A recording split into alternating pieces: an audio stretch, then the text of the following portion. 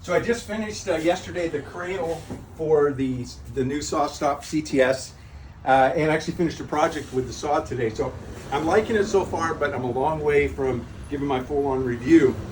I will say I want to answer a question though about the dado stack in this saw. I've been asked that many times. This saw will not run a dado stack.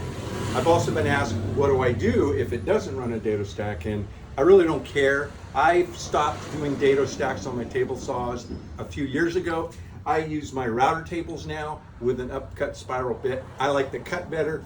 It just works better in my workflow. So no dado stack on this one, and I don't care. By the way, I built this cradle for the CTS, and I got about 4 hours of video on 2 different cameras.